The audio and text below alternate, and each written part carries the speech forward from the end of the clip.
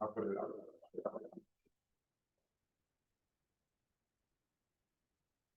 But it's in your notes, right? Yeah. Why not? Yeah. Yes.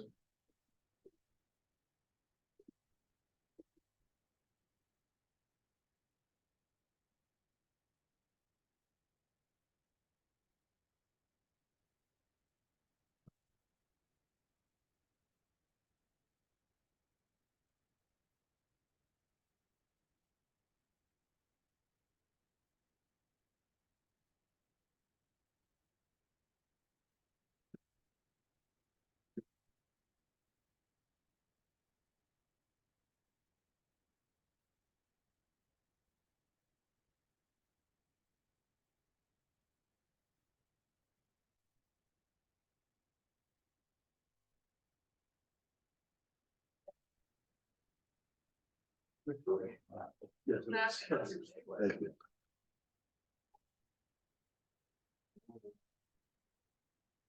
You know, your buddy, Mr. Mitchell, gives you like 6 days of detention if you find it. Well, For Sparkle, all right, nothing, yeah, nothing. because if they spill, No, I got you. it's really the janitor. All right, what do we got? I've got a dogwood. All right. So, the cost is $3. Its total benefit, I need marginal. 10 minus 0, the marginal benefit is 10. It's costing me 3. I'll buy an apple. 18 times 10 is 8. Marginal benefit is 8. It's costing me 3. I'll buy an apple. 24 minus 18 is 6. It costs me 3. I'll buy an apple. 28 minus 24 is 4. It costs me 3. 30 minus, I stop at 2. So I'm gonna stop at 4 apples. That's not hard. How did you do it? Got the same answer. Did you multiply it? Yeah, I did, I did 4 times 3, which I got 12, and I was like the biggest, like $16. Like 28 minus 12 was 16. And then it went down to. I'm not sure yours is always gonna work, Okay. okay? Wait, so 220, what you did again? Yeah. Oh, You buy, because you're deciding, you will always buy something if the benefit is greater than the cost. Yeah. So if the marginal benefit for the first one is 10, right? 10 minus 0. So if benefit's 10, it costs me 3. 18 minus 10, the marginal benefit is 8. It costs me 3. 24 minus 18, 6. It costs me 3. 28 minus 24, 4 costs me 3. 32 costs me 3. I'm stopping. Okay. All right, Charlie. Yeah, I'm there, fire, some Holy Spirit. Let's take on a day as we take on every day with, thanks for the gifts that you've given us individually. And I also ask specifically today that you ask us, that you're able to help us use those gifts in whatever ways that, you think necessary, you know. So down that piece of us out. Pray for us. All right. This is.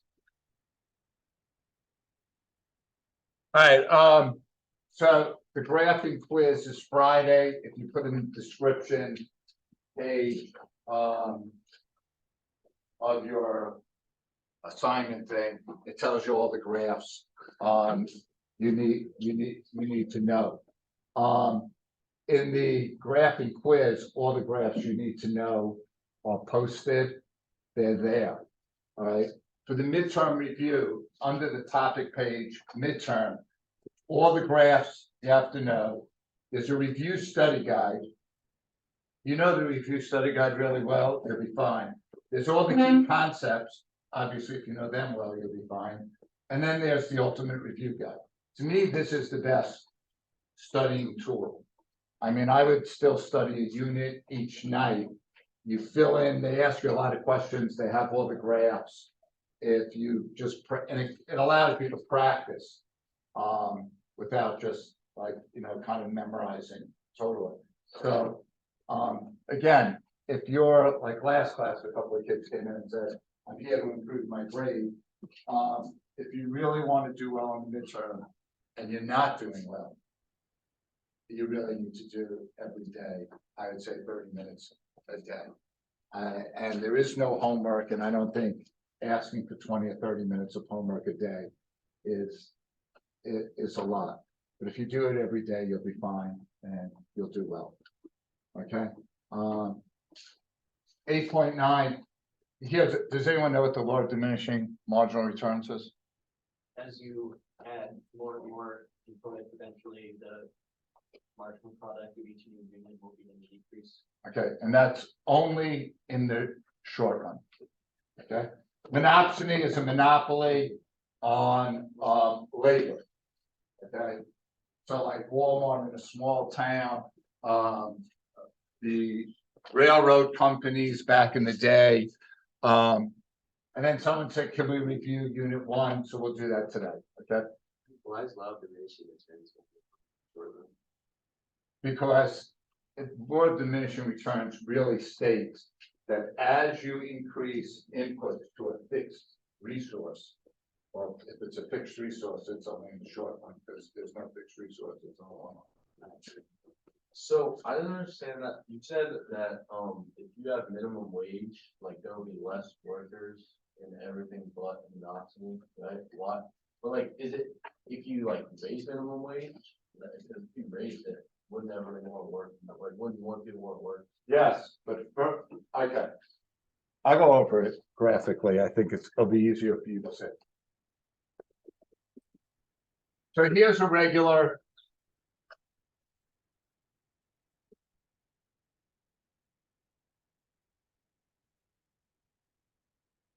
Say wage is $10 and we raise it to 15, right? This is a regular industry. So here's supply. So 150 people want to work, but firms are only going to hire, say, 75 because wages went up. Okay, so more people want to work, but less people have jobs. Got it? Yeah.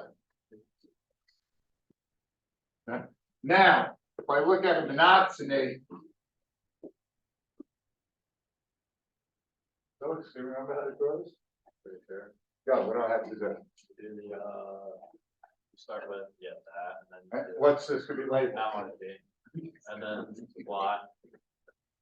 Then that's the demand And it's, of the MRP. yeah, okay, all right, good job. All right, so now, here's my profit maximizer. Here's my wage, say at $10. Here's my quantity. Now, at $10, let's just say this is 50 workers. The firm really wants to hire 100. They just can't get that many to work at $10. So you come in, Gad, and you raise minimum wage to $13. Now, I'm making, but the numbers, notice I'm hiring more workers than I used to. And the reason is because now I raised minimum wage. That firm, like Walmart, needed more workers. And more workers are willing to work for 13 than 10. But that's like only if you raise it up to like that. This is the, I could raise it up to there. Yeah. Yeah. Okay, So the maximum amount of workers that you hire is 75, I can't go any higher.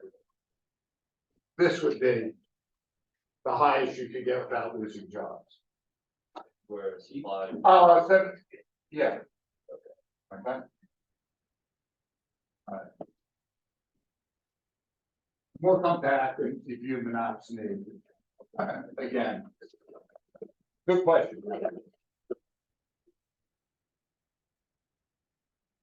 Okay. The graph was better than me explaining it, right? All right, I have circular flow in your notes, right? Did I put the circular flow in its notes? yeah. All right, here's like one thing I want you to really know. For every dollar spent, there's a dollar earned, right? So you spend $1, you earn $1. That's, all right, so if spending increases, revenue increases. The product market, just think of the mall. The factor market is the labor market, like perfect competition, stuff like that. Underneath it, do I give the 4 factors of production? Yeah. They're here, right? So you could just copy them or you could circle it. Labor, land, capital, and entrepreneurship. All right? Remember, land is natural resources. And capital is machines and factories.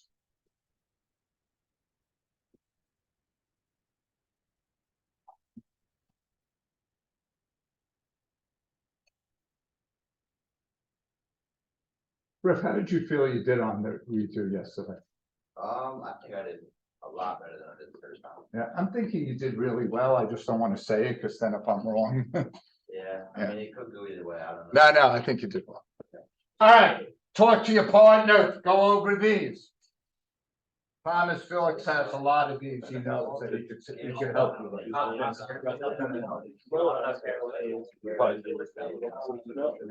time it was the first time someone's telling your life, yeah, in the year, in 2 years. The title. Demand elasticity. Demand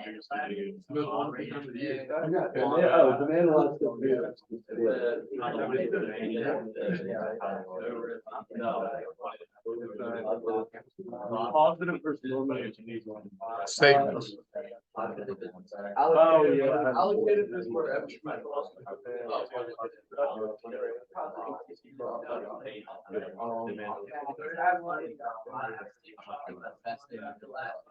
absolute advantage is when. Oh. Yeah, I don't know. I know it's a bit out. Positive statement is like something you wanna say. Like, yeah, I'm just saying to get to. And then my mouth. Yeah.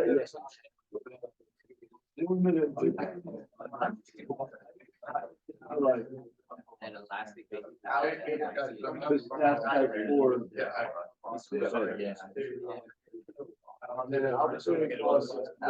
One specific thing. Scarcity is.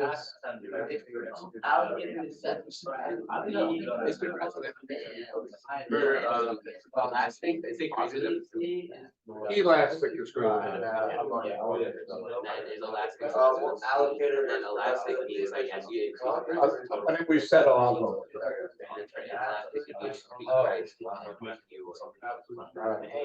All right, you're gonna bring us all in. All right, Griff wanted to know allocative versus productive. Allocative is what society wants. You find that graphically, how? Where's allocative efficiency on the graph, Scott? Where demand intersects supply. Where MC crosses demand. Oh, sure. MC. Okay. You say what it is again? So it's what society wants. So if you're allocatively efficient, you're producing what society wants, and that's where MC crosses demand. Productive efficiency is you're producing at the least cost. That's everything on the production possibilities curve. Where do I see it in an industry? Go. Where ATC crosses MC. Where ATC crosses MC. Okay. Anything else on there that you and your partner did not know? Absolute comparative advantage. Okay, I'm gonna have a slide. It'll be easier when you see it there. Sounds good. Do you have a question, Fish? I missed the 4 units, so I think that's something we could do. Okay, oh, that's right. I forgot about that. Demand elasticity. Demand elasticity, greater than 1 is elastic. 1, you got this? Yeah. What's always on top? Percentage change quantity demand over percentage change price. Okay? All right. On the other side, does it ask you about shifters? Okay. What what shifts the production possibilities? Those can be one. Capital. Okay, change in capital stock meaning machines, factories, things like that. Charlie, give me another. Shift as a production possibilities go. Technology. Human resources. Changing human resources, so we can change capital stock, changing human resources, technology, changing quantity or quality of resources. Those are the four shifters.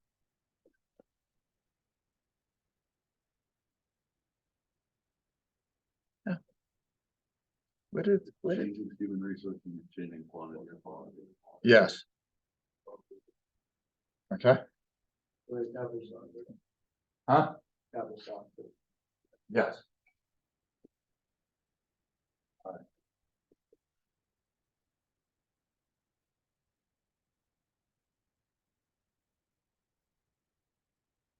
Is the next thing like a blowed out curve? Load curve and linear curve, yeah. Okay.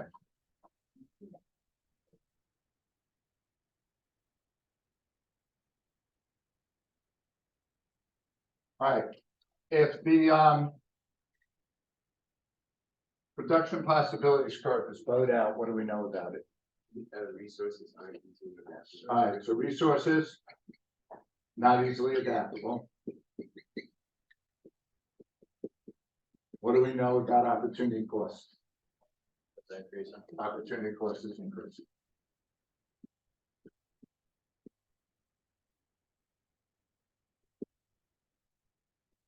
Okay, now, if A is in here.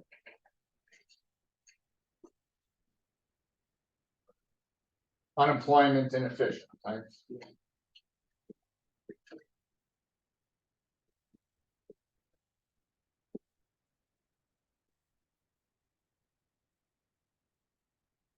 All these points on the curve, are they equally efficient?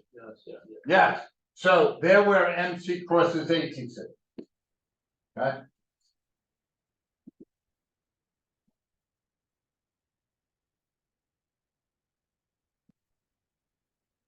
But it's capital and consumer good. All right, find one economic growth, which is growth in the long run. Where would I want to produce? It would be at B. You've been helping Thomas a lot, huh? Yeah. This is- Man, oh man. All right, why is it at B? Because at B, More capital. I'm making more capital goods, right? And capital goods are machines, so I'll have more machines, factories and everything. So in the long run, I can make more of this. Okay, if I make more shirts, like at E, that's not gonna help my future economic growth. Because shirts aren't gonna help me grow. All right, any questions on that? Is the next one linear? Yeah. Right, all the points are the same, meaning like if it's inside, this is still inefficient, everything on there is still, but when it's linear, what do we know then? They're easily adaptable.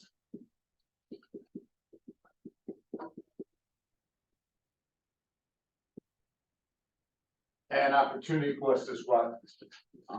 Constant.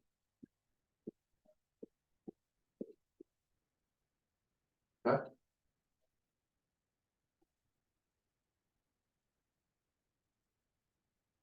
Hey, by the way, everyone knew what positive and normative statements were? Yes. Yeah. Okay, that's pretty good. What are they? Positive is fact, we have 1,300 skies at Calvert Hall. Normative is people come to Calvert Hall for their Lasallian beliefs. That could be argued. Positives of fact, negatives of opinions. Yeah, value judgment.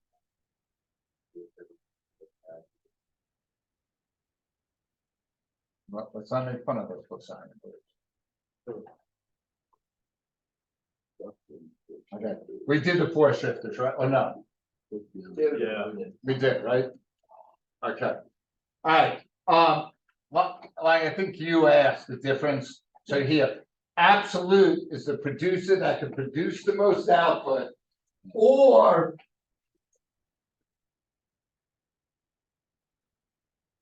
requires the least amount of input. So if we're looking for time, we're looking for the lowest. You can have the absolute advantage in both. You can have the absolute advantage. Comparative is the lowest opportunity. This drives trade. Yeah, I'm gonna get, the next slide is just what you guys are like, huh? Right? Countries should trade if they have a low opportunity. So I'm gonna export wheat if I have a low opportunity for it. Right? You cannot have the comparative advantage in both.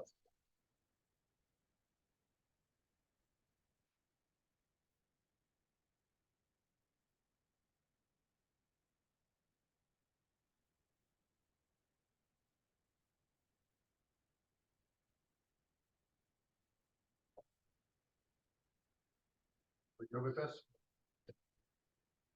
Now, if it's an output problem, meaning how many cars, how much wheat, how much grain, the output is under over.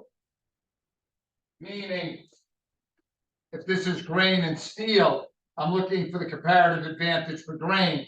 The other is steel over 30 over 30, 20 over 10.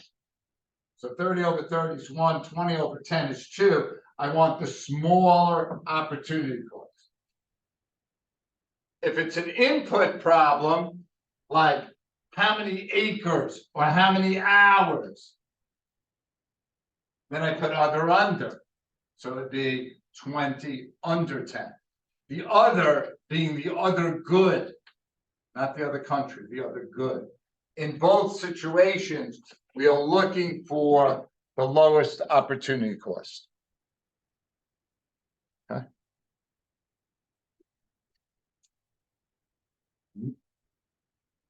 If you totally don't know if it's an input or output, guess output. Because 9 out of 10 of the problems are outputs.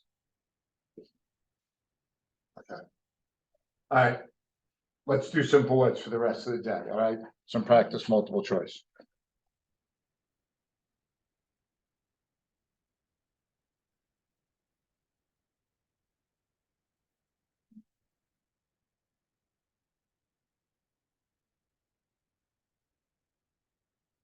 Don? Look, just looking at this problem, input or output. Okay, so we got an input, right? How did you know that's on your right? But it's hours. Because it's hours, right? It's not asking how many bushels of corn or how many shoes. It's asking how many hours to make. All right. So it's an input. Give you a minute. You get an answer, put it on the board, on your board.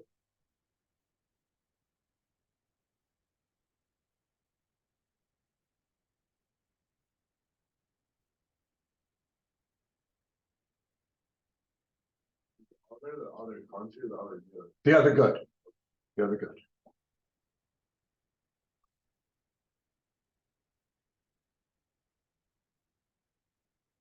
You want to export what you have the comparative advantage in.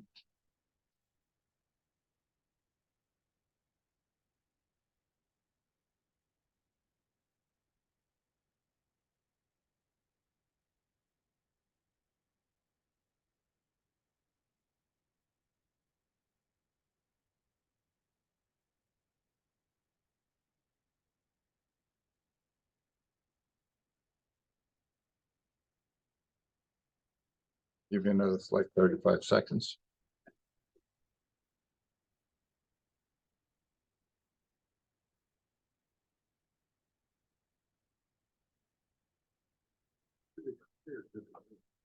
It's good to good. So Brazil, you're comparing corn and shoes for Brazil against corn. This chart is backwards too.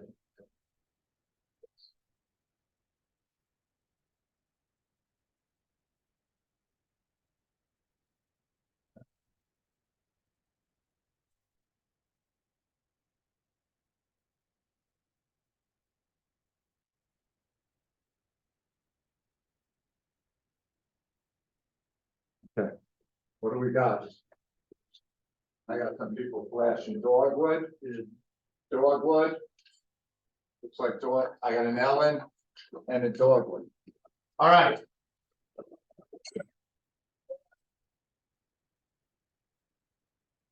It's an input question. I'm going under. So, this is Spain here, right? Yeah. So the other, I'm gonna see who has the comparative advantage in shooting. The other is 4 under 12, that gives 3. The other is corn under. They have the lowest, so if I know if they have it in shoes. Brazil has to have it in corn, because you can't have the comparative advantage in both. So therefore, Brazil will export corn, but they have the lowest comparative advantage in and import shoes. So if you can't have them both, would you ever like not, you're not mutual benefit favor? Yeah, like we'll do one in trade in a couple, and then I'll show you how it could be. Okay. What it can't be though, is you can't be A and B. You can't be exporting both. Okay?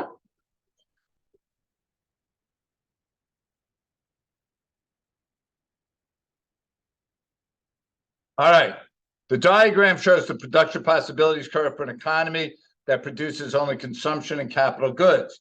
All of the following statements about this economy are true, except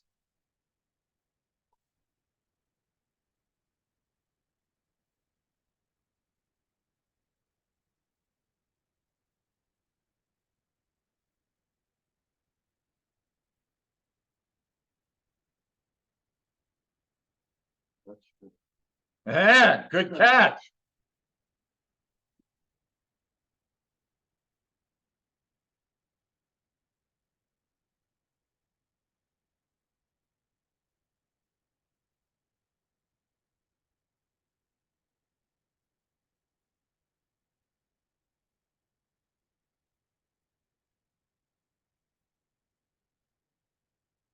All right, boards, please.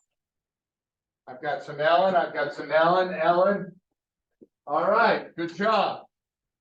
Now, at first, Lang had producing at point X results in greater economic growth, but then he caught himself and he said, no, that's true. All right, X represents, no, X is good for economic growth, but X and Y are both equally efficient. All right, good job. If resources were perfectly substitutable in all activities, which of the following would be true? I think a little tricky. Not to you then, but you know, like regular people.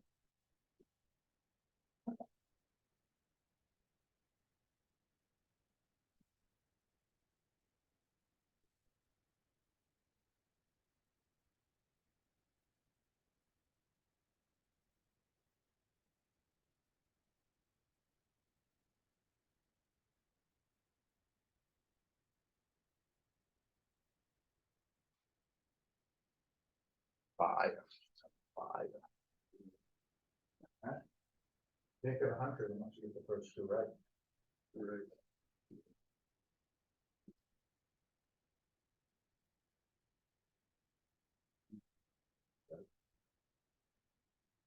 You gotta get the ones that you know, right? All right, boards. I've got broccoli. Yeah, all right. I thought this was a tricky one. A lot of broccoli, good job. Now, why? Because if it's linear, resources are easily adaptable. If everything's perfectly substitutable, they're easily adaptable. He has some broccoli there. All right. The diagram above shows the production possibilities curve for country Y. Which of the following statements is true?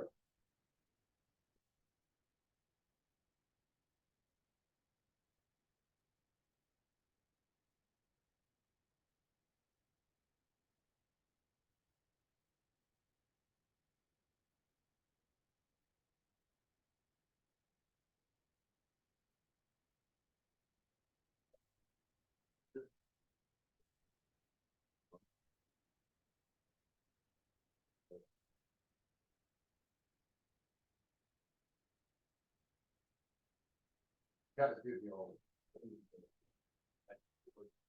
All right, boards, please. I've got some alphas, I've got some alphas.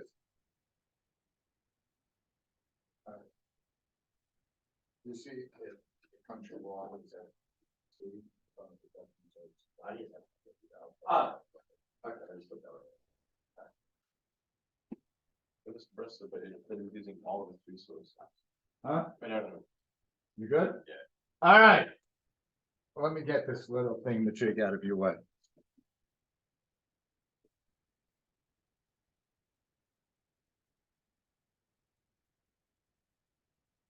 That ain't helping. There we go.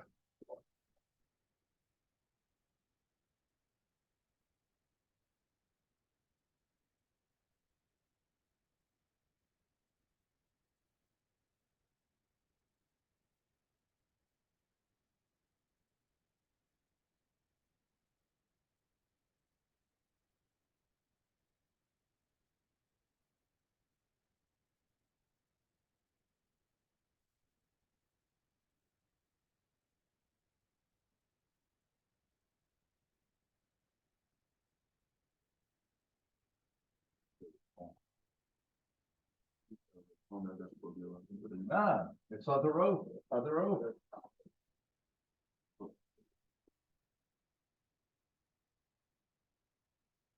right. What do we got here? I'm a broccoli guy. All right, all right. This is just for the opportunity, right? They're asking you the opportunity cost of 1 ton of grain for alpha. 30 over 30 is 1. 20 over 10 is 2. So broccoli is the answer.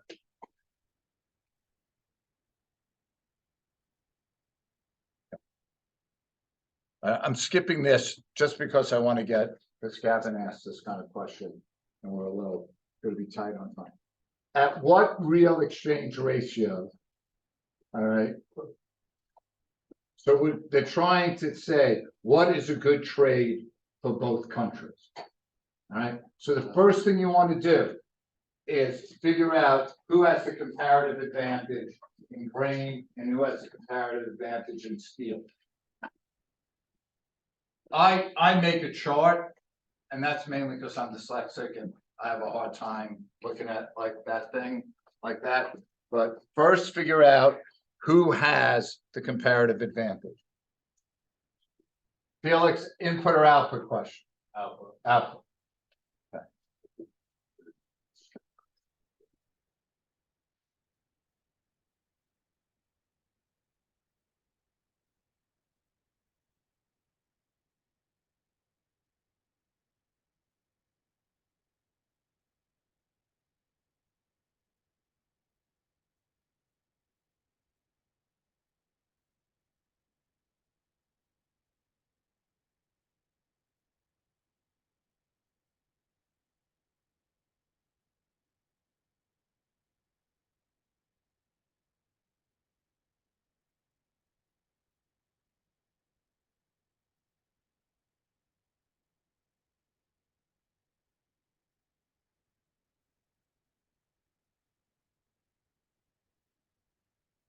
Rick, did you come up with who has the comparative advantage in grain?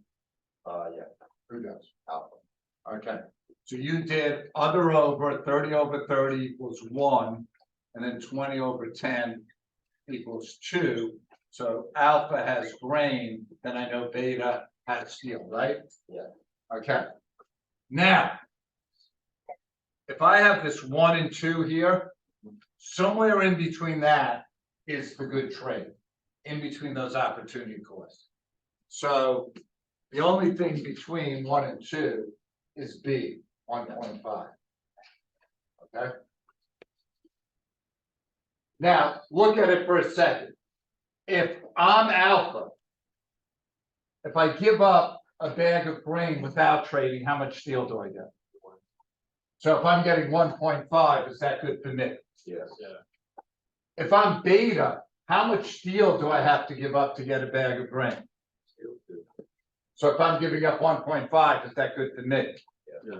So that's a good trade. Now, Gavin, You asked before, can there be a bad trade? Look at A. If I'm Beta, do I want to give up 3 steel for 1? So if they put like this up here, you could say it's not a good trade for both. How does, how can I compare them? Yeah. Huh?